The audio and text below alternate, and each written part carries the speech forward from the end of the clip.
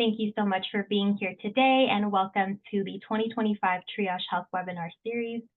Today's topic is understanding your disability insurance options, and this will be presented by our staff attorney, Laura Belch. Laura is a staff attorney for Triage Cancer. She earned her Juris Doctor from Brooklyn Law School and her Bachelor's of Arts in Neurobiology and Psychology from the University of Wisconsin-Madison. Laura is also a member of the State Bar of Wisconsin. So Laura, I'll let you take it away. Thank you, Shelby, and thank you all for being here today. Today's webinar is going to be on disability insurance. And the reason why we're talking about disability insurance is that there may come a time after a cancer diagnosis or a serious medical condition where an individual can no longer work. And most people cannot afford to work without some type of wage replacement. And this is where disability insurance comes in, whether it's a private plan, state disability insurance, or federal disability insurance.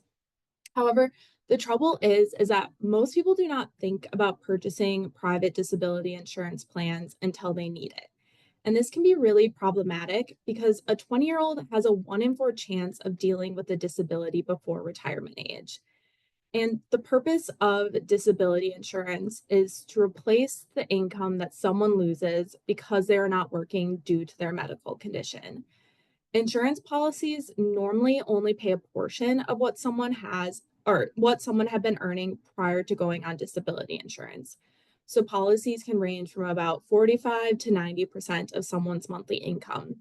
And the benefits can be used to pay for any expenses like mortgage or rent, groceries, bills, and things like that.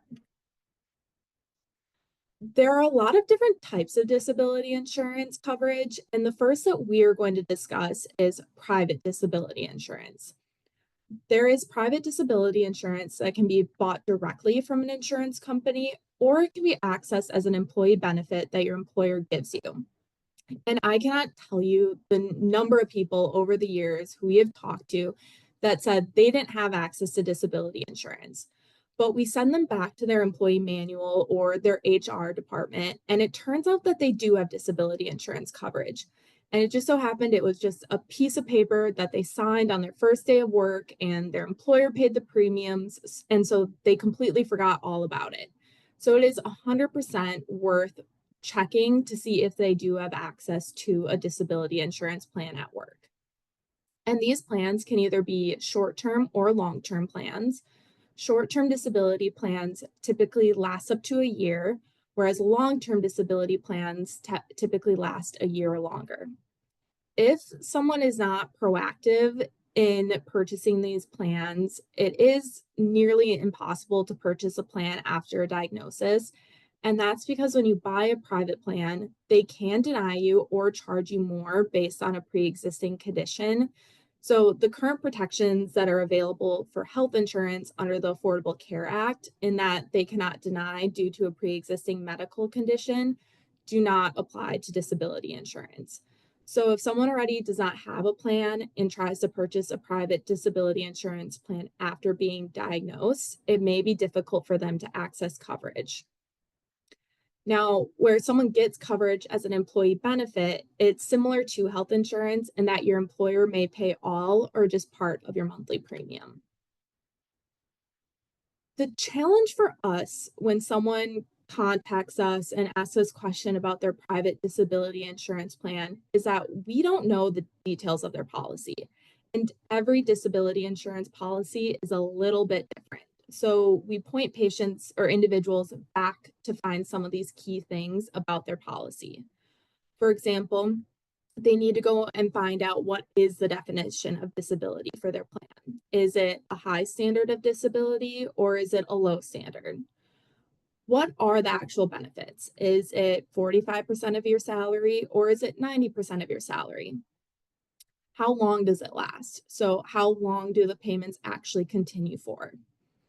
Is there a waiting period that you have to be out of work before you actually qualify for the benefits? These are all things that people need to understand about their policies so that they can make some educated decisions. And this is all covered in our quick guide to long-term disability insurance. If someone is looking for a copy of their plan, Just as a suggestion, they can go and get it from their insurance company or potentially from their employer or their HR department.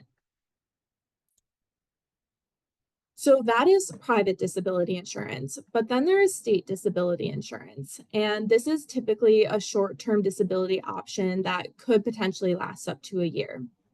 And there's only a handful of states that actually offer this. And by handful, I mean 5 in Puerto Rico. So if you happen to be in one of these states, this is an incredibly useful benefit as the standard of disability is typically a lot lower for these disability insurance programs compared to like the federal disability benefits. But someone typically does have to pay into the system in order to be able to use this benefit program. The details of these state programs are available on our state resources page and on our chart of state laws.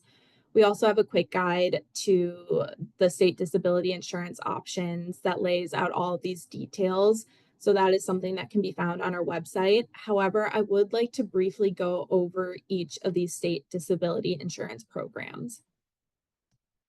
So the first state disability program we are going to visit is California State Disability Insurance. This is a program that provides wage replacement to workers who cannot work due to illness, injury, or pregnancy. Most employees pay into it through payroll deductions, and most employers are required to provide this benefit. So starting in January 1st of 2025, the benefit amount that someone could receive is between 70 to 90% of the wages that they earned. However, for claims that started in 2024, those benefit rates is going to be between 60 to 70%, even if their claim continues into 2025. Payments are going to be based on what you earned for the months before your claim, but there is a max weekly benefit of $1,681 in 2025, with benefits lasting up to 52 weeks. There is a 7-day unpaid waiting period, and you do need a healthcare provider to certify the disability. Hawaii's temporary disability insurance requires most employers to provide short-term disability coverage. They can do this through private insurance, self-insurance, or a union sick leave plan. The amount you receive depends on the employer's plan, but generally benefits are 58% of your average weekly wages. For 2025, the max weekly payment is $837, and benefits can last up to 26 weeks. New Jersey's temporary disability insurance program provides wage replacement for workers who cannot work due to illness or injury. Most employers have to offer this coverage either through the state plan or a private plan that's just as good or better. Both you and your employer pay into it. In 2025, you can get 85% of your average weekly wage up to $1,081 per week for a maximum of 26 weeks. To qualify, you must have worked 20 weeks earning at least $303 per week or earned at least $15,200 total during the past year, and there is a 7-day waiting period. New York requires most employers to provide short-term disability benefits. They can use the state insurance fund, a private insurance, or they can self-insure. Employers pay for the coverage, or sometimes they will split the cost with the employees. If you qualify, you will get 50% of your average weekly wages, and the maximum you can get is $170 per week for up to 26 weeks. There is also a 7-day unpaid waiting period before your benefits will start. Some employers may choose to pay more than the state minimum. Puerto Rico's temporary non-occupational disability insurance requires most employers to provide disability coverage. They can do this through the government fund, private insurance, or by self-insuring. Contributions are made by the employer alone, or it is shared with the employees. To qualify, you need to have earned at least $150 in insured work during the base year. If you're eligible, you can get up to $113 per week for a maximum of 26 weeks within a 52-week period. Rhode Island was actually the first state to offer a temporary disability insurance program, and it is mainly funded through employee payroll deductions, though employers can choose to contribute as well. In 2025, you can get up to $1,070 per week for as long as 30 weeks. And your weekly benefit is going to be 4.62% of what you earned in your highest earning quarter over the past year. Again, we do have this information in our quick guide to state disability insurance and on our state resources page. So that was private disability insurance and state disability insurance, but we are going to spend the rest of the time talking about the two federal disability insurance programs. Both of these programs are administered by the Social Security Administration, or the SSA. These are the Social Security Disability Insurance and Supplemental Security Income. And both of these insurance programs are considered long-term disability plans. Both of these programs also have the same very high standard of disability. And when I say very high, it's actually probably the highest standard out of all of the disability programs and policies that we've talked about, because it's not just that you have a medical condition, it's that that medical condition is expected to last a year or longer or result in death. And that that medical condition keeps you from being able to do your job and really any job that you've had for the last 5 years. Now, this is a federal program, but it is run through state disability determination services. And because of this, it sometimes creates a situation where you can actually get different answers to the same questions if you happen to be calling for information in two different states. And part of that is because different people are running those agencies, even though it's a federal program and they should have all the same rules applying.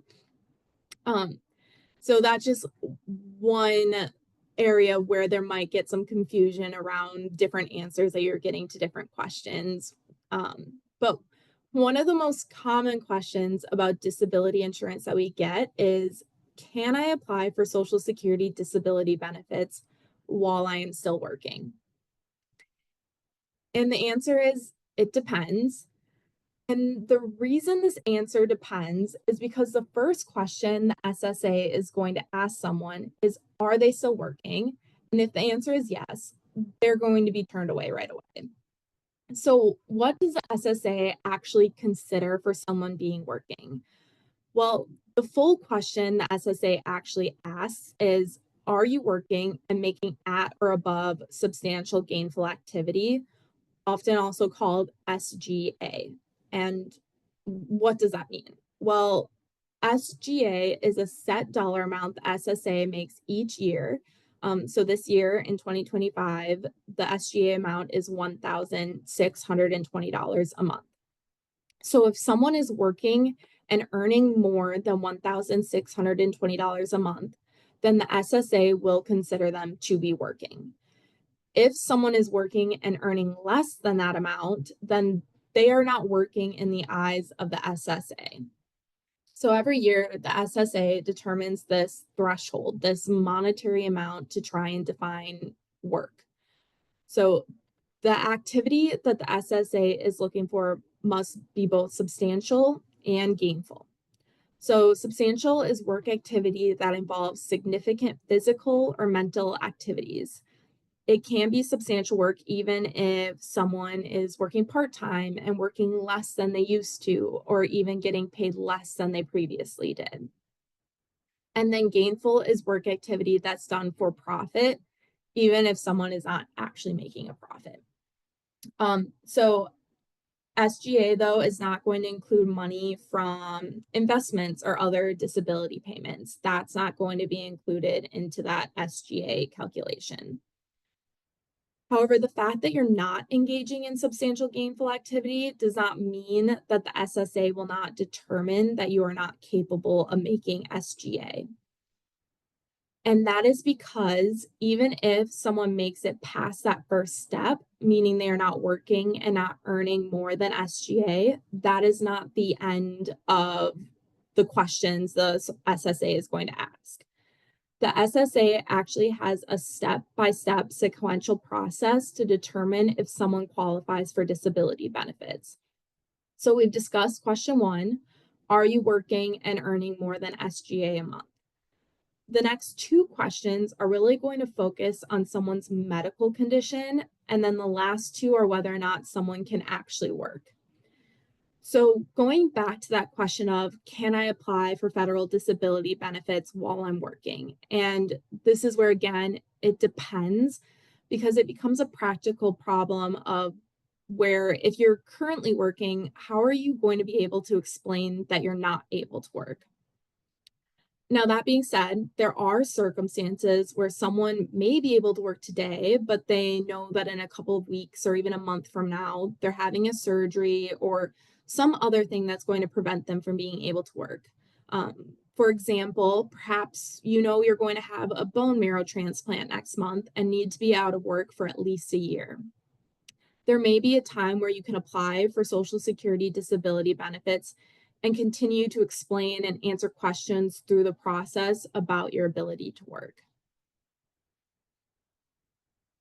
So, oftentimes when we speak to people, they are really surprised to hear that a cancer diagnosis or a serious medical condition alone may not be enough to show that someone is unable to work.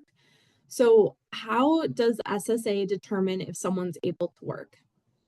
And there's actually 2 questions that the SSA is going to ask. The first is, can you return to past relevant work? And the SSA looks at your past 5 years of work, if you have been performing it at an SGA level and long enough to learn that job. If you meet those factors, it's going to be considered relevant work. And then when they're considering if you can return to that type of work, it does not matter if you would actually be hired now for that type of work, if there's an opening, if you'd be required to move, or even if the position exists. The SSA is not really going to consider that. But if the SSA determines you can do past relevant work, you will not be considered to have a disability. So if they consider that you are not able to do past relevant work, they're going to move on to that next question, which is, can you adjust to other work? And they're going to look at a few different ways to determine this. So the SSA may ask a vocational expert, and this is someone who knows the many different types of jobs in the United States, and they will review your file and they will potentially answer questions the SSA has about how your medical condition impacts your ability to find another job. The other more complicated way is the medical vocational guidelines, and this is essentially a spreadsheet that compares 3 different things to determine if you are able to adjust to other work. And these are age, education, and previous work experience. Now, age typically is not a factor on its own. Really, the older you are, the more the SSA will consider it. So, what I mean by this is typically they're not going to consider your age if you are under 50.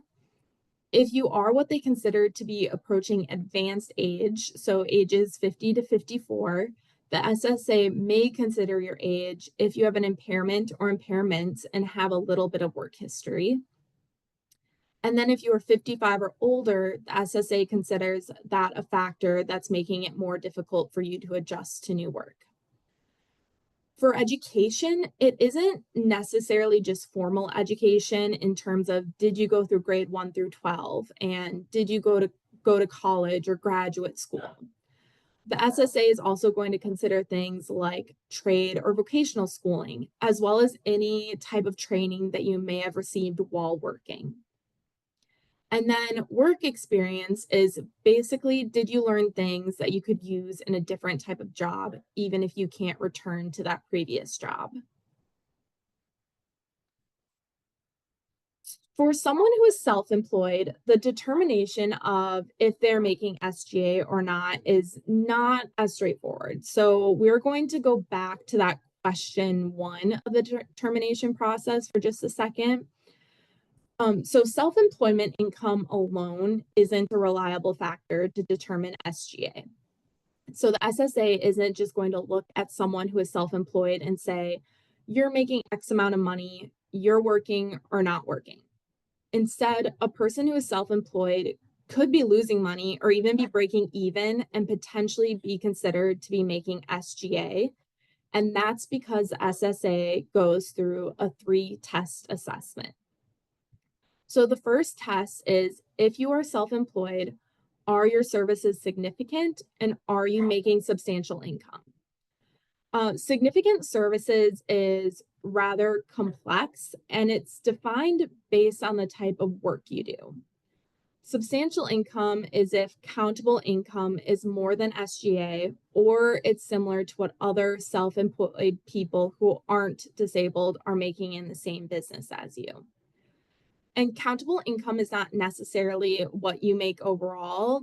The SSA may actually reduce the amount by deducting certain business expenses. So if those expenses are high enough, and it may actually reduce your monthly income below SGA. So if your work is found significant and substantial, the SSA is going to determine that you're making SGA and stop the assessment there.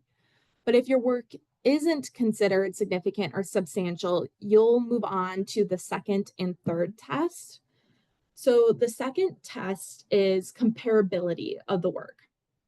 And it looks at if your work activity is comparable to others in your business without a disability. If it's comparable, the SSA is going to say you're making some substantial gainful activity regardless of the earnings. This really is only looking at your work activity, not the value of the work performed, which brings us to test 3. Test 3 is the worth of your work. So how much is the work that you are doing for your business worth? If you were to pay someone, would it be above substantial gainful activity? If so, the SSA is going to consider that you are making substantial gainful activity and you will not qualify for disability benefits. So this is how the SSA determines SGA for someone who is self-employed.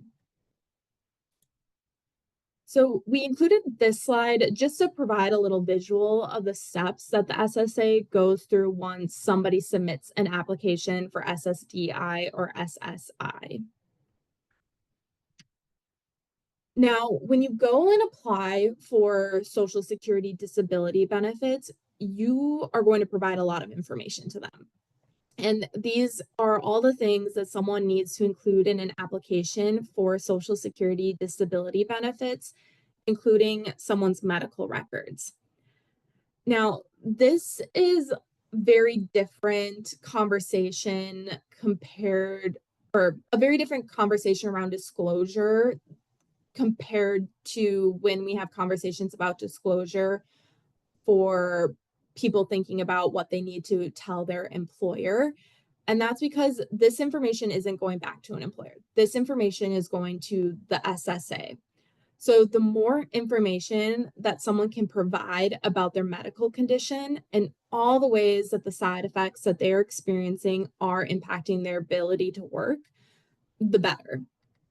And it's best not to leave out any details, even if you think it's a minor side effect, because sometimes it's the accumulation of all of the side effects and things that someone is experiencing that is keeping them from being able to work. So again, the more information that can be shared, the better. Where we sometimes see applicants get tripped up in this process is that they've never looked at their medical records and they just sign off on them being sent to the SSA.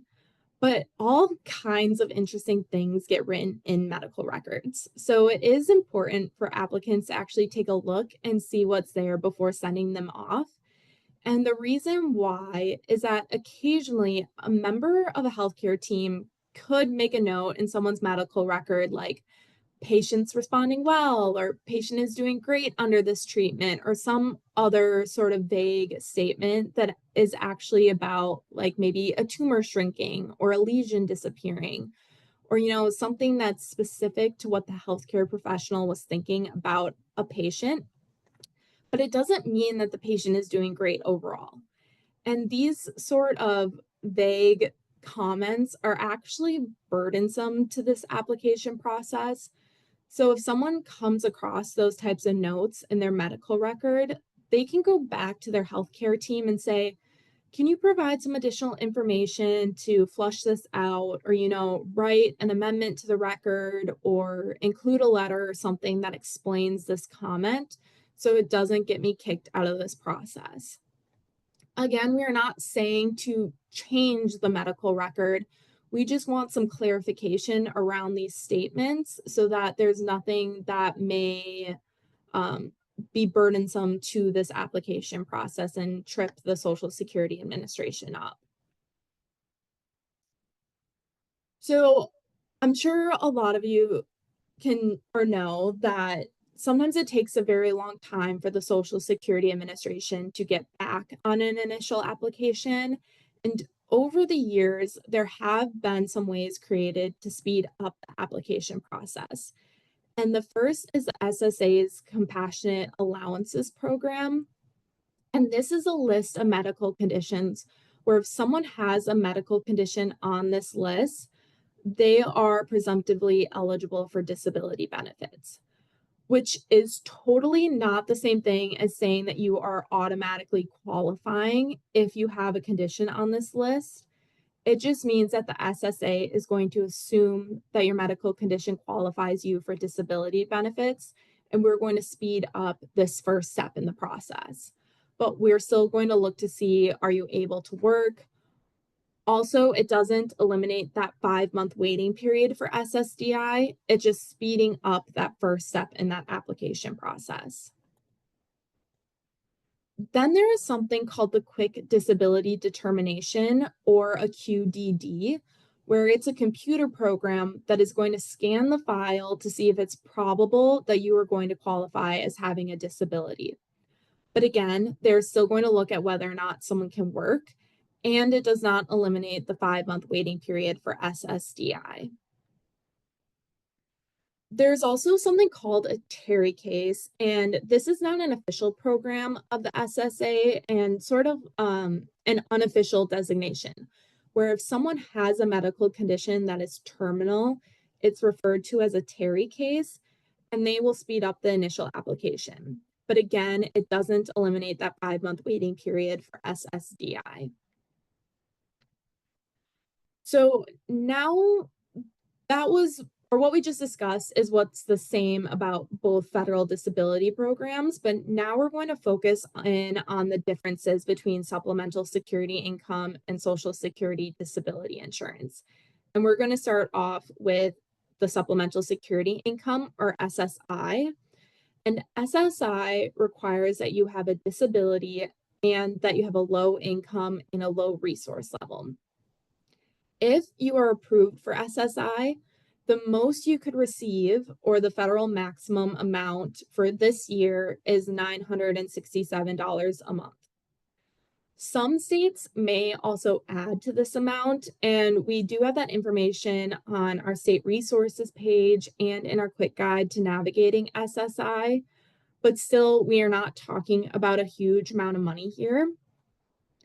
And we have mentioned that the SSA takes a long time to process someone's application. So because of this, if the SSA determines that someone had a disability at or before their application date for SSI, the SSA will pay monthly payments back to the application date, and this is called back pay. So from the time you apply to the time when you're approved, you may be getting payments. For example, if you applied on January of this year and the SSA takes until October to decide that, yes, you have had a disability since the beginning of January, you will receive payments from January to October. So your first check for SSI can be larger because of those back payments. Now, another important note is that SSI is tied to the health insurance called Medicaid because Medicaid is also looking at low income and low resources. So, in most states, except for the 9 states listed here on the screen, you will be automatically qualified for Medicaid. And the other 9 states, you will have to take some additional steps to see if you qualify for Medicaid. Because SSI requires that you have low income and low resources, it is really important to understand what counts towards income. On the slide here, you will see a list of the things that can be considered as income, but it's not just your own income you receive from wages, but also what is called unearned income, such as dividends, unemployment benefits, state disability insurance, and money from family and friends that could all be counted towards your income. What we also really wanted to highlight here is a concept called in-kind support and maintenance, or ISM. And this is specifically anything that someone else pays towards your shelter. The SSA is going to consider this ISM, and that is going to be part of your income. For example, if a young adult moves back in with their parents to help navigate treatment and they apply for SSI, the SSA is going to count their free rent as a source of income and lower their SSI payments. So it is important to keep that in mind. And if someone is receiving ISM, their benefits can be reduced by up to 1/3 of the federal benefit rate. Another important note is that prior to September 30th of 2024, food provided by someone else was also considered in-kind support and maintenance. So any free shelter and free food would reduce someone's benefit amount by 1/3. However, after September 30th of 2024, the SSA no longer considers food assistance as ISM. There is a $20 amount that SSA isn't going to initially count, and I kind of want to go over some examples to get a feel for what this actually looks like. So let's say Paul lives in an apartment where the total rent is $1,000. His roommate pays $700 a month, and Paul pays $300 a month. Because the SSA assumes that roommates equally split the cost of rent, so $500 each, the SSA is going to look at Paul's situation and say, well, $200 is going to be considered in-kind support and maintenance. But remember, there is a $20 disregard, so the SSA is going to reduce Paul's SSI benefit amount by a total of $180. So Paul's SSI benefit will be $787 a month. Now, in-kind support and maintenance is not the only way the SSA will reduce someone's benefit amount. For example, Paul is going to be in the same situation, so he's receiving $787 a month after the in-kind support and maintenance reduction. But he's also receiving $200 a month from his pension. The SSA will reduce his benefit by this $200, leaving him with $587 a month from SSI. So it's also important to know what does not count as income. And so what does not count as income? So income tax refunds, scholarship loans, those are not included. Direct payments for expenses other than shelter, food assistance as of September of 2024. And then also government home energy assistance is not included or not counted as income. So now that we've addressed income, it's equally important for people to understand what does and does not count as a resource. So resources will include money in checking and savings account, life insurance policies that can be cashed in, and retirement accounts. But there are some things that won't be counted as a resource. So the house that an individual who's receiving SSI lives in won't be counted. one vehicle won't be counted. And if someone has a burial fund or a life insurance policy that can be cashed in, it won't be counted if your funds only amount to $1,500. Anything above that, though, will be considered as a resource. Now, some people try to transfer assets to their family members so that they can qualify for SSI, but the SSA has a transfer look back period of 36 months. So, what this practically means for you is that the SSA can look at your financial accounts for the past 3 years, and they may find out that you've tried to move money. If this is the case, then someone could be ineligible for benefits for up to 36 months, depending upon the amount that they tried to transfer. If someone thinks they may qualify for SSI, they can access an online tool that was released by the SSA that allows them to request an appointment to apply for SSI. It's going to ask things like their name, date of birth, social security number, and contact information. And once this is sent out, the SSA will let you know that they've scheduled an appointment for you to apply. And they typically let you know within 7 to 14 business days. But this timeline may be sped up if they believe that the case is a priority, like a Terry case, and someone could be notified about an appointment within 3 business days. Now, you may be wondering, what's the benefit of this tool if I can just call and apply on the phone? And the benefit is really about back payments, which, remember, are payments back to the date of an SSI application if the SSA believes that you were disabled on or before that date. So this tool allows you to use the date that you requested the appointment as that date. So you may be able to get additional months of back pay if you use this tool. Additionally, it gives you 60 days to fully complete the application. Not everyone who has a disability is an adult, so I do want to briefly discuss the federal process for disability benefits for children.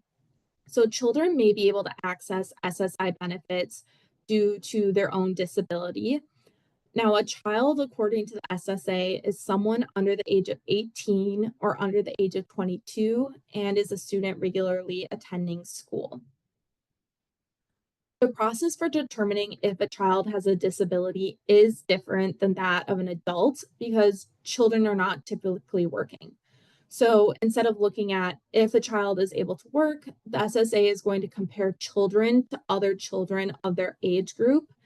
And they're going to look at, does that child have an impairment that results in a marked or severe functional limitation as to others their age? So, a marked limitation is something that's seriously affecting the child's ability to start, continue, or complete an activity. And a severe or extreme limitation is something even more than marked. So, the child is seriously impacted in their ability to either start, continue, or complete activities. This doesn't require total loss of functioning, though. These are very highly technical, and the SSA often requires testing.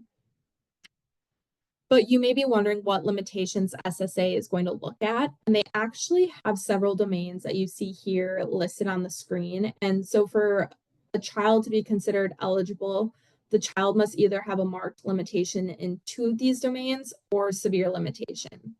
Now, I'm not going to read these all to you or go through every single one, but just as an example, one of those domains is acquiring and using information. So this may be that the child is having difficulty with math or explaining or remembering what they've learned yesterday, or maybe they can only use very simple sentences and really struggle to communicate what they mean with other individuals. Now, each one of these has their own factors that are looked at. And again, the SSA compares children to other children of their age group. If someone has them receiving SSI prior to turning 18, they will be reassessed by the SSA when they turn 18 to determine if they still qualify for benefits. And this reassessment is now going to use the adult disability determination that we discussed, and the SSA is going to review medical records, any work history, and any experience that the child has had in school. So we are now going to turn to the second federal disability insurance program, which is the Social Security Disability Insurance, or SSDI. SSDI is not based on a low income or low resource level. Instead, it is based on someone's work history and the fact that they have worked and paid into the Social Security system. In addition to having to have paid into the system, you also have to have earned enough credits, and an individual can earn a maximum of 4 credits per year. And the way that you earn a credit is based on how much you have made. So for this year, you earn 1 credit for every $1,810 you make. So once you have earned $7,240 this year, you have reached your maximum of 4 credits for the year. Now, the typical person has to have had 40 credits to be considered earning enough credits. And this may be lower for younger individuals, and the SSA has much more information on their website. So you may be wondering if everyone's paid into the Social Security system, and that's not always the case. For example, teachers and members of unions sometimes pay into a separate retirement system and do not pay into Social Security. So they would not they would not qualify for SSDI. And I do just want to go over just a little example of see how that might play out. So I'd like you all to meet Karen and Lucy. Karen worked for nearly 30 years as a teacher in the California public school system. Like many teachers in the state, Karen's retirement contributions went into a state-run pension system, the California Teachers Retirement System. At age 55, Karen was diagnosed with multiple sclerosis and is unable to continue teaching. Does Karen have the work history to apply for SSDI? So even though Karen has worked well over 20 years, based on this work history in the example, she most likely has not paid into the Social Security system and wouldn't have earned those 40 work credits required to qualify for SSDI. She could apply for other disability benefits, though, maybe if she had her own private plan or through CalSTRS disability benefit program. So what about Lucy? While in college, Lucy worked part-time as an executive assistant. After graduating, Lucy started working full-time as a software developer for a major software company. Throughout her career, her companies withheld Social Security payroll taxes from her paychecks. At age 52, Lucy was diagnosed with lung cancer, and due to the treatments and side effects, she is no longer able to work. Does Lucy have the work history to apply for SSDI? So based off of this, Lucy likely does have the work history to apply for SSDI. And this is because she was paying into Social Security for well over 20 years of her work history by having those Social Security taxes withheld from her paycheck. And while Lucy has the work history, or having that work history is necessary for Lucy to qualify for SSDI, she will still need to meet those medical requirements to qualify for SSDI. So the amount of payments that someone receives each month is different depending on what they have paid into the system over their work history, but it is capped at $4,018 a month in 2025. So what does that mean? Someone could be one of the richest people in the world, making billions of dollars each year and paying into the Social Security system. They are still only going to qualify for the maximum of $4,018 per month in SSDI payments. So you cannot go get anything above that amount in SSDI monthly benefits. I've also mentioned a few times that there's a 5-month waiting period before you can get cash benefits or SSDI benefits, and that there is no exception to this. There is one exception, and that is for individuals diagnosed with ALS. Everyone else that qualifies for SSDI has to go through a 5-month waiting period to get their benefits. And we know that does not make sense. In fact, there's really nothing else that makes sense or makes less sense because you are not working. The SSA even agrees, but you still have to wait 5 months with no income before you get cash benefit or before your SSDI benefits begin. Now, where SSI is tied to Medicaid, SSDI is tied to Medicare. So once someone has been receiving SSDI for 24 months, they will be able to access Medicare. There are usually a lot of questions around the timing of SSDI, like how do I know when I'll receive my first check? When do I qualify for Medicare? Do I receive back payments or retroactive payments? And this is kind of our checklist for figuring out when all of these things can happen because it's actually pretty complicated and requires some math. So I'm going to walk through the terms here on the screen, and then we're going to go over some examples to get used to them. So the first thing that someone needs to understand is their disability onset date, and they'll get this information when they receive an approval letter from the SSA. And the SSA is going to set the disability onset date based on the day that they think that someone's disability began. Now, rarely is this the date that someone was initially diagnosed. It could be when someone started treatment or had surgery or the side effects kept them from working.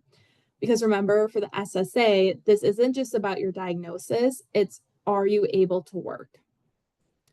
To understand your first check date, you need to know your entitlement date, which is the date that you get access to cash benefits after that 5-month waiting period. And that 5-month waiting period starts on your disability onset date and forward. And then that entitlement date follows that 5-month waiting period. Then once you have your entitlement date, you can start to determine if you qualify for any other types of payments. The SSA knows that they can take a very long time to actually process an SSDI application. So they do allow for what are called back payments of SSDI benefits. And these are payments for the month someone is eligible to receive SSDI payments that happen between the month of application and the month of approval.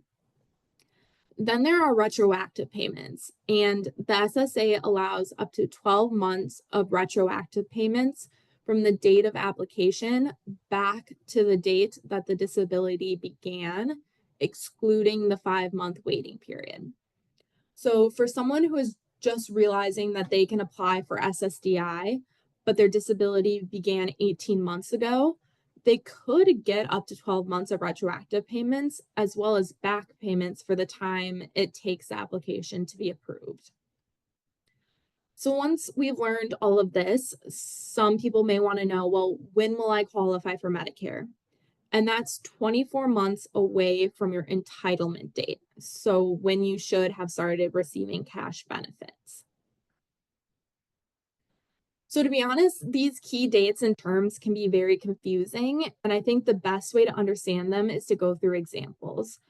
So what you are seeing across the bottom of the screen are months of the year, so starting with March, April, May, June, all the way across the screen. So I'd like you all to meet Jackson. Jackson applied for disability benefits on June 1st of 2021. For a disability that the Social Security Administration decided began on February 28th of 2020. So this is his disability onset date. And it took the SSA until September 1st of 2021 to approve his application. So in Jackson's case, the 5-month waiting period is going to run from March 2020 through July 2020. So then his entitlement date, which is the date that he's first eligible for cash benefits, is August 1st of 2020, so 5 months after his disability onset date. So he's wondering, am I entitled to back pay?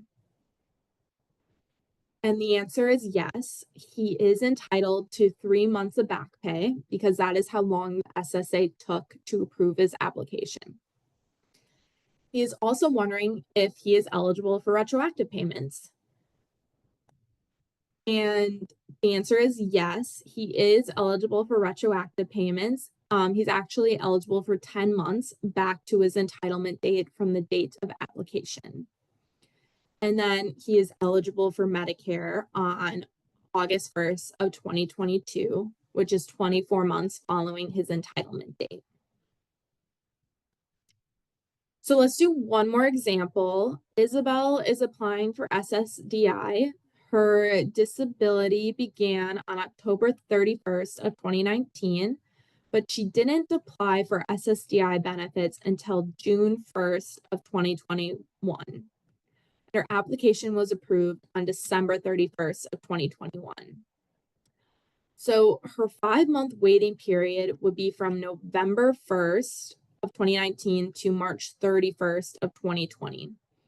So when is her entitlement date? When is she eligible to start receiving benefits? And that's actually going to be June 1st of 2020. And this is the reason why is because you can only have 12 months of retroactive payments. So it's only going to go 12 months back from the date that she applied. So in her circumstance, she actually missed out on 2 months of benefits that she would have been eligible, but she just waited a little too long to apply for the SSDI benefits. Does she qualify for back payments? And yes, she does. She qualifies for 7 months of back payments. So using the same example, when does Isabel become eligible for Medicare while receiving SSDI? So she has to be receiving SSDI benefits for 24 months. So if her benefits began on June 1st of 2020, then she would be entitled to Medicare on June 1st of 2022. So 24 full months after her date of entitlement. So hopefully this gives you a little better idea of the timing of benefits for SSDI. Now, because there's that 5-month waiting period for SSDI, what does someone do for income during that time period if they're not working? And when someone first applies for SSDI, they can also apply for SSI at the same time to see if they qualify for SSI because they have no income coming in. And if they don't have assets that make them ineligible for SSI, they could start receiving SSI right away. But the challenge is that once someone gets their SSDI check, it is usually going to kick them out of eligibility for SSI because their income level is just now too high based on their SSDI check. Although it is possible that someone can get both at the same time if potentially someone has a work history where they haven't earned a lot in their job. So their SSDI payment could possibly be low enough where they could keep both SSI and SSDI moving forward. If you are in a state where they have access to state disability insurance, that is an excellent way to bridge that gap. We often recommend individuals who know that they're going to be out of work longer than a year to actually start that SSDI application as quickly as possible so that while they're waiting for their application to be approved and through that 5-month waiting period, they are receiving that state disability insurance benefit. The same applies if you have access to short-term disability or long-term disability. Those plans usually start right away and can help bridge that gap of 5 months before SSDI benefits start. The same thing applies for health insurance. A lot of people wonder, well, what do I do for health insurance during this time where I'm waiting to maybe get access to Medicare? Some options could be looking into COBRA, which is a federal law that allows you to keep the same exact employer-sponsored health insurance you had while working. But now you would be responsible for 100% of the health insurance premiums instead of having your employer pay for a portion of the health insurance premiums. Someone could also purchase a private insurance plan off of the marketplace, or maybe they qualify for Medicaid in their state, or maybe they have another group health plan that they could join, like a spouse's employer-sponsored health insurance, or maybe if someone is under the age of 26, they could join their parents' plan as a dependent.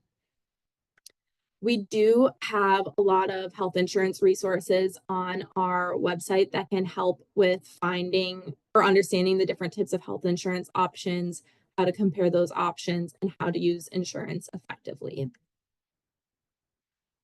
Now, the Social Security disability benefit system is set up to deny. They admit that about 65% of applications are initially denied, which means that they're kind of banking on the fact that people are going to take no for an answer. And it is very important that you are appealing those denials because as you get through the appeals process, they're much more likely to get access to benefits that you need. So do not take no for an answer. This appeals process is started by a request for reconsideration, where you are literally just requesting them to reconsider. Some states even skip this step entirely and go on to the next stage, which is a hearing with an administrative law judge or an ALJ. And that's often the first time you can talk to a human being and say, this is how my medical condition is impacting my ability to work. These hearings are unlike any TV courtroom drama you've ever seen. There is no jury. It's a small group of people. It's just a judge, a vocational expert, you, and if you brought someone to represent you. And it's the judge who asks the questions. So the judge is going to ask things like, how long can you sit? How long can you stand? How much can you carry? And ask questions that try to explain how your medical condition is impacting your ability to work. If an administrative law judge decides that you still aren't eligible, then you can appeal up to the appeals council. But the appeals council is generally going to defer to the administrative law judge unless the administrative law judge really did something incorrect. Also, it can be appealed up to a federal court if you disagree with the appeals council decision. But that federal court, again, is going to kind of defer to the administrative law judge. So that administrative law judge has a lot of power in this process. Engaging in the appeals process takes some persistence. You can see that first level appeal, a request for reconsideration, doesn't result in a super high reversal rate. It's about 15%. But in the second level, 50% of those who appealed were found to be qualified for disability benefits. So even though this is a lengthy time process, it can be extremely beneficial to go through it. Now, in keeping with the slow process that the SSA has for an initial application, they also take a very long time to schedule administrative law judge hearings. There's actually a website where you can look up the wait times for your state, because again, this is going to depend on the state since it is administered at the state level. Now, this information only gets updated every quarter or so. So what you're seeing on the screen here is from April of 2023. But you can see that in Illinois, it took about 11 months for an ALJ hearing to be scheduled. And this is kind of in the middle. On the low end was 9 months to get a scheduled hearing, and on the high end is about 19 months. So when we're talking about back payments, it could be years of back payments that someone's owed by the time they finally get approved by the SSA. And why does this matter? Well, it's really important that someone doesn't give up on their appeal because they could be owed a lot of money, even if while you're waiting for your decision, you're able to return to work, your appeal could still be found in your favor, but the time you were unable to work and you could be owed all those back payments or even the retroactive payments for the time that you weren't working. So it's worth pursuing. This is true as well if your loved one had been applying and they passed away before a disability decision is made by the SSA, because in that case, their estate is owed that money. So it might be very helpful for family members to have that appeal continue and wait for a decision from the SSA. Now, one of the most common questions we get when we talk to people about Social Security benefits is if they need a lawyer to apply. And the short answer is no. You can work more closely with your healthcare providers to make sure that your application reflects all of your side effects and symptoms and relate it back to why you can't work. However, if you were to apply and get to the level of appealing with an administrative law judge, it could be beneficial to hire an attorney who handles Social Security disability appeals. And that is because it's a bit of a unique experience without an attorney. The administrative law judge, like I said, is going to be asking questions directly and potentially a vocational expert. But if you were to get someone who practices in SSDI appeals, they're working with the ALJs and the vocational experts every day, so they know how the information needs to be represented, the questions that are going to be asked, and they can help make the process a bit easier to prepare for. We have resources on where to find legal representation, including our quick guide to legal assistance and our finding legal assistance module on our cancer finances page. If you are considering a Social Security disability attorney, it is important to know what the attorney can charge in these cases. So first, disability attorneys work on a contingency fee. And what that means is that if they do not win, they do not get paid. And second, there is a statute limiting how much they can charge. Typically, it's about 25% of the back pay owed, limited to $9,200 in total. Occasionally, a judge can approve a higher amount to the attorney, but this is a very transparent process that is done to protect individuals from being overcharged. So let's talk about SSDI and long-term disability insurance work together, because this can get really confusing and can often trip people up. If you're getting long-term disability benefits, whether through your job or a private policy, those payments usually start shortly after you stop working. But then maybe a month or 2 months later, or even a couple of weeks later, the long-term disability company might come to you and say, we want you to apply for SSDI, or even say, we're going to require you to apply for SSDI if you want to keep receiving these long-term disability benefits. And they're allowed to do this. They might even provide you with an attorney to help you with the SSDI application process. And once you apply and you're approved, they will reduce your benefits by the amount you're receiving for SSDI.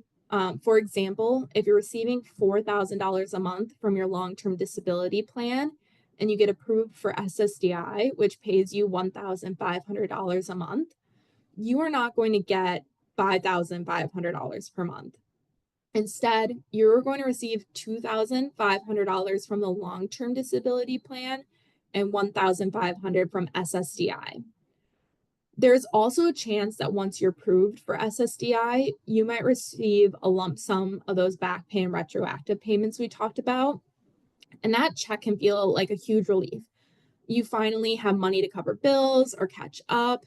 But here's the catch. If the SSDI back pay covers the same period your long-term disability benefits did, the long-term disability company can say that you owe that money back to them because you have now been paid twice for the same period of time you've been off work. And you do actually owe that money back to the long-term disability company. And if you've already spent that SSDI check, the long-term disability company can recover it by placing a lien on your future SSDI payments. So the big takeaway is this: if you're applying for SSDI while receiving long-term disability, don't spend that SSDI check until you know exactly how much you might have to pay back. It can save you from a tough financial surprise later. It is possible once you get approved by SSI or SSDI to get both the long-term disability payment and the SSDI moving forward. And this is an example of how that can happen. So you have a long-term disability policy that pays you 90% of your salary right away in January. And a few months later, the long-term disability company asks you to apply for SSDI, and you submit the application in July of this year.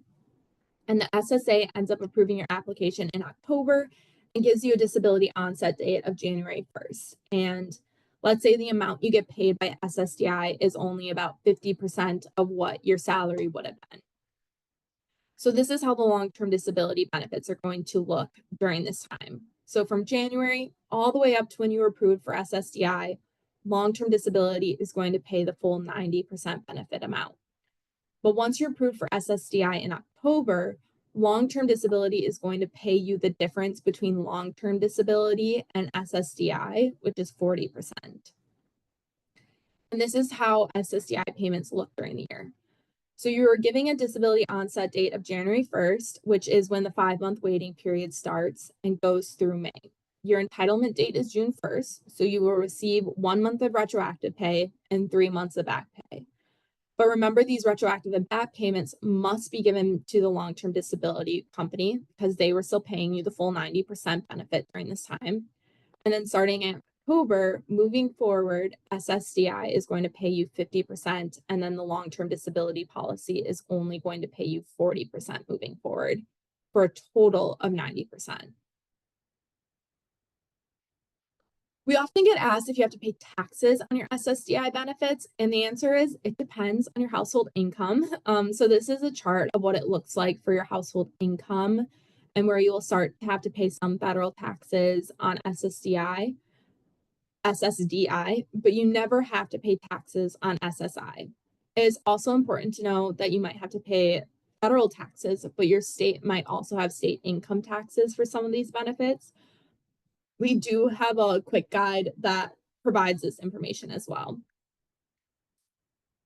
We also hear from individuals a concern about how often they're going to get reviewed by Social Security to see if their benefits are going to get taken away. And these are called continuing disability reviews, or CDRs. And when you get your first letter of award from SSA that says you are eligible for benefits, it tells you when your first review will take place. And it is based on a time frame. So if you have a medical condition that is expected to improve, your first review will occur 6 to 18 months after approval. If your medical condition is possible to improve, it'll be every 3 years. And if improvement is not expected, then it would be every 5 to 7 years. But SSA is incredibly backlogged, so this time frame doesn't always happen the way that they laid it out. But it is important to know that if you are reviewed and they decide that you are no longer eligible for disability benefits, that's a decision that can also be appealed using the same appeals process that we talked about before. We also hear from individuals that they want to go back to work and they want to try to go back to work, but they're nervous that they're not ready and that it might be too much for them, and they're not willing to risk it because they don't want to have to start this crazy process over from the beginning. And the SSA anticipated this, and they created a whole group of programs called work incentives to try to help people go back to work. The SSA has a lot more information, including publications on these work incentives if you are interested in them. But I do want to talk about a specific work incentive or specific work incentives that are available specifically for those who are receiving SSDI benefits, including that trial return to work period. And this is a program that allows you to kind of test the waters of going back to work without automatically losing your SSDI benefits. And I really want to walk through how this trial return to work period works. So the trial work period allows you to work for 9 months while receiving full SSDI benefits, regardless of how high your earnings are within that period. These 9 months do not have to be consecutive, so the trial return to work period continues until you use up 9 cumulative trial return to work months within a 60-month period. So how do you even get a trial return to work month? Well, each year, SSA gives this monetary number where if you earn at or above this number, it is considered a trial return to work month. If you earn less than that number, it's not a trial return to work month. So in 2025, this number is 1,160. So again, if you earn less than this number, it is not a trial return to work month. If you do earn this much or more, it is a trial return to work month. And once you have 9 months within a 60-month window, you are considered to be at the end of the trial return to work period. And the SSA is going to review your earnings during those months. If your average monthly earnings during that period were at or above 1,620 or SGA, then your benefits will end. You may still be able to get your benefits reinstated in the future if you need to stop working due to a medical condition. You can apply for what is called expedited reinstatement of your SSDI benefits within 5 years of when your benefits ended. So you don't have to go through the whole application process again and that 5-month waiting period through expedited reinstatement. So going back to the end of the trial return to work period, let's say the SSA reviews your earnings and your average monthly earnings were actually below SGA. What happens? So your SSDI benefits are actually going to continue into what is called an extended period of eligibility. And this extended period of eligibility is where you can work and still receive benefits for any month where your earnings aren't substantial, meaning that you are earning less than that SGA. And this is extended period of eligibility lasts for 3 years. So during this 3-year period, any month you earn at or above SGA for that year, you are not going to receive SSDI benefits. But for any month you earn below SGA for that year, you will get benefits until the end of your extended period of eligibility. And then at the end of the 3 years of extended period of eligibility, in the first month that you earn SGA or more, your SSDI benefits will end. And at this point, you could still apply for that expedited reinstatement that we talked about. So again, you may still be able to get your benefits reinstated in the future if you need to stop working due to a medical condition. You can apply for expedited reinstatement of your SSDI benefits within 5 years of when your benefits ended. So this is a trial return to work period. We do have a quick guide to transitioning off SSDI and SSI benefits that describes this and some of the other work incentives as well. So we often get asked, what happens if you're receiving SSDI and then you actually reach your full retirement age? What happens? Do your benefits change? Do they end? And the answer is nothing. Nothing happens. As far as the SSA is concerned, they just transfer from disability benefits into retirement benefits, and the amount of your check actually stays the same. Another common question we get is if someone should consider retirement instead of applying for Social Security disability benefits. And the answer really is it depends on your situation. So if you paid Social Security taxes while you were working, you may be eligible to begin collecting Social Security retirement benefits, and your monthly income payment is going to depend on what you've earned over your work history and when you decide to retire.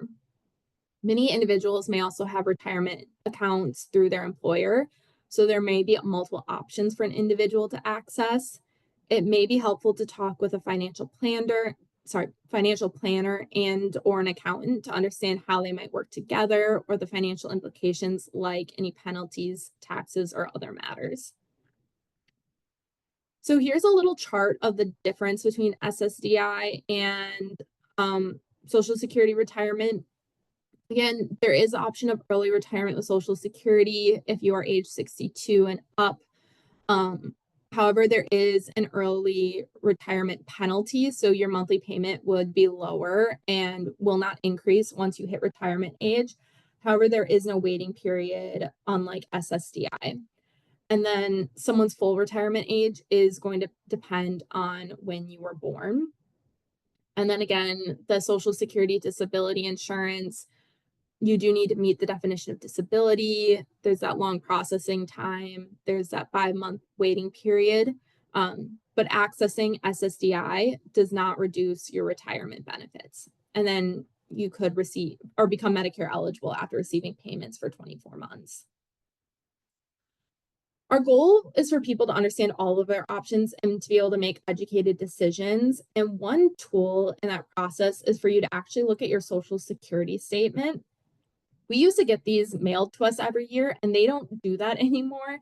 They actually want you to go online and set up an account with the SSA, but this is actually really useful and can give you access to a lot of information. There are some steps to do that. So you have to have an email in order to be able to do this. So maybe that is even the first step in the process, and maybe actually setting up an email account. And The infographics lay out the steps, but there's also a publication from Social Security, and the link is on the slide that walks you through step by step how to actually do this. Once you actually get into your Social Security account, it's going to give you some key pieces of information. So it's going to tell you, do I have enough work credits to actually qualify for these benefits? So it's going to say, I have the 40 work credits and I'm now eligible to receive these benefits. It's also going to tell you exactly how much you would make if you were to qualify for SSDI this year. So you know exactly how much you would get from SSDI if you qualify. It's also going to show you information about your retirement account. So it's going to say you qualify for benefits because you have enough credits, your full retirement age. If you retire early at 62, you're going to make a lot less if you wait until your full retirement age. So you can make some strategic financial decisions about when you retire and if it's a good idea for you to retire early or not, or to go and apply for SSDI benefits. So we really only talked about disability benefits, but disability benefits very much interact with employment. And you also have to think about how all of these decisions impact your access to benefits you may have been getting through your employer. So you want to understand your options for insurance moving forward when your job ends. And if you can keep access to the same plan through COBRA or state COBRA, or do you want to purchase health insurance coverage through the marketplace? Or how do you convert the other policies that you have access to as an individual plan? So we do have some resources to help people understand how to figure out all of these steps, including some quick guides and animated videos on health insurance options if you were to lose your employer-sponsored health insurance, as well as how to make decisions about leaving work. For example, we have resources to help you think about steps to take when leaving work. So we have that quick guide to leaving work that helps talk through the practical aspects of what to do when you're taking time off work, particularly for an extended period of time, like things to consider about health insurance, other employee benefits, and options with respect to any retirement accounts you might have. You also want to make sure that your employer has your contact information so they can send you tax documents for the future. And you want to make sure that you're going to return any equipment that belongs to your employer. And if you need to do that, how are you transferring any personal information off of that equipment before you turn it in? Again, these are just some other practical things to think about when you're leaving work. And again, this information can be found in our quick guide to leaving work. There are circumstances where a family member may be eligible for Social Security benefits because of another family member's Social Security record. So if you become eligible for SSDI, certain family members may also be eligible for benefits based on your work record. Each family member may be eligible for a monthly benefit of up to 50% of your disability benefit amount, but there is a limit on the total amount your family can receive.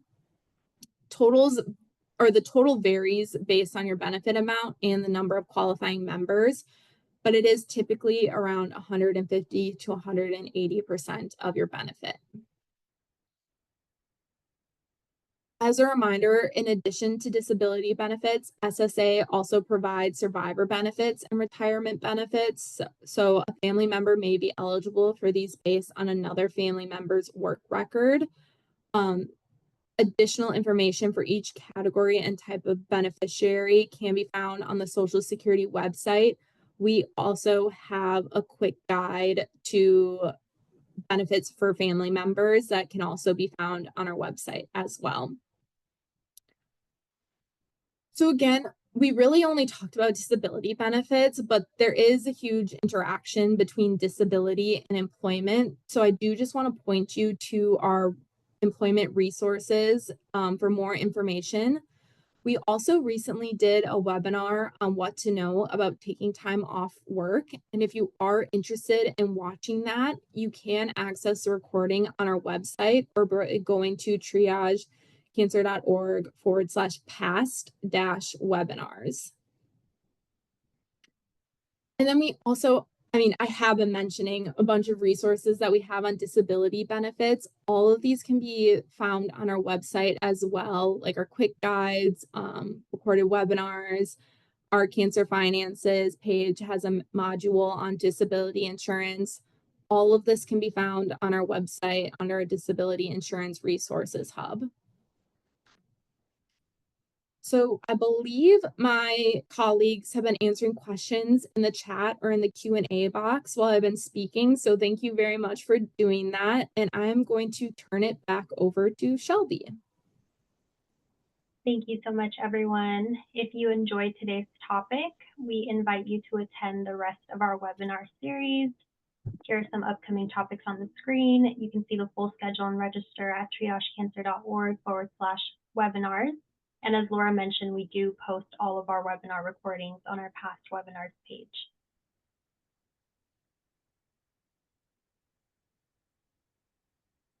And our Triage Cancer Conference is coming up on May 17th. It's not too late to register for that. And the last day to register to receive materials is actually next Friday. So please register if you have not.